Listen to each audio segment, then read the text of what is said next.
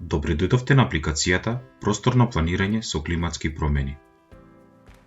Апликацијата Просторно планирање со климатски промени е апликација која е јавно достапна до сите корисници и истата може да се отвори од било кој веб пребарувач. Апликацијата има едноставна работна колина составена од интерактивна мапа, главно мени со алатки, основни алатки, напредни алатки, како и други помошни алатки и функции. Основната група на алатки е составена од следните алатки: зумире, одзумире, придвижи, целосен приказ, претходен приказ и следен приказ.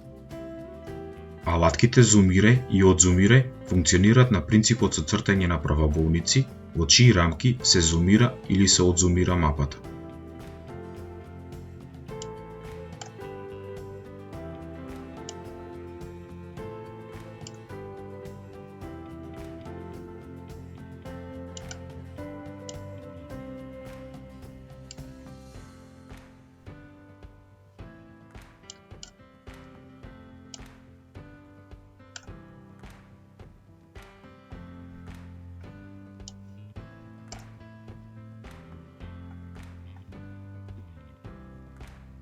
Алатката придвижи се користи за движење по мапата.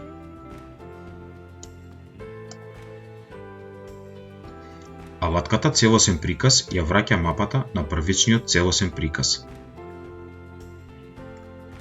Алатките претходен и следен приказ се користат за да го вратите претходниот или следниот приказ.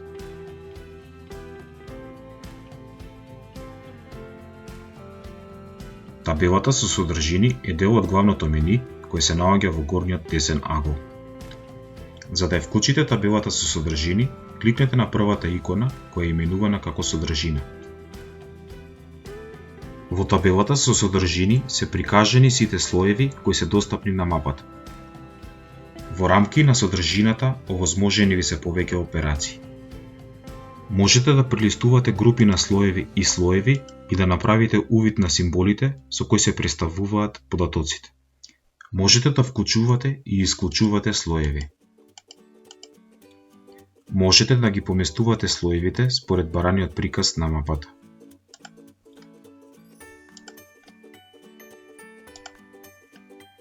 Можете да ја менувате прозирноста на слоевите. Исто така, може да ги исклучите или вклучите сите слоеви.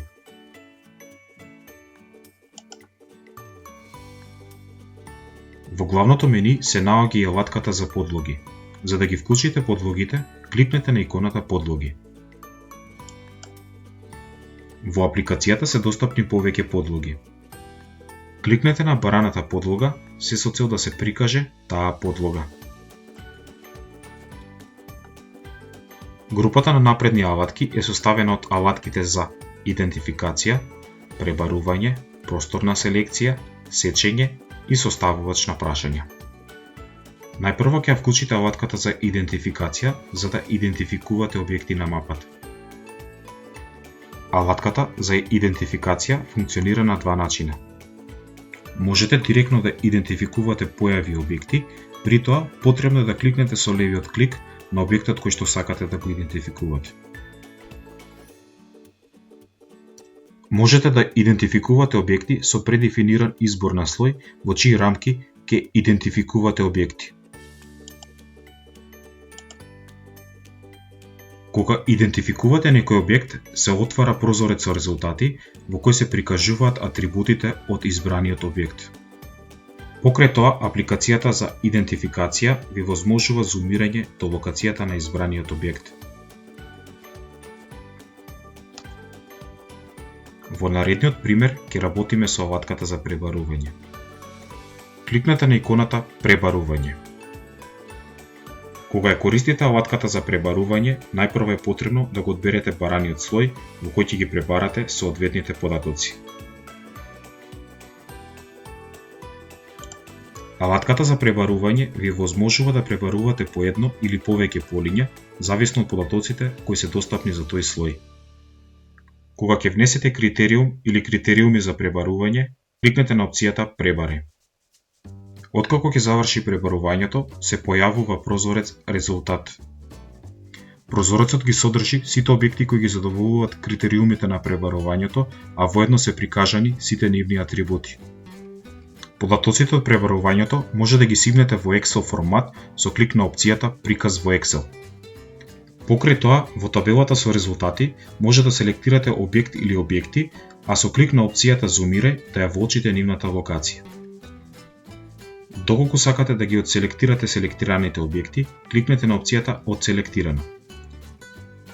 Алатката Просторна селекција се користи за просторно селектирање на сите податоци кои се наоѓаат на некој подрачје.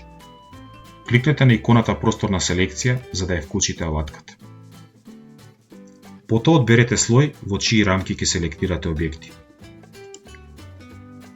Одберете еден од начините на просторна селекција. Селектирате ги објектите на бараното подрачје. Откако ќе селектирате, се вклучува табела со резултати која ви известува за селектираните објекти и нивните атрибути. Ви благодариме на вниманието.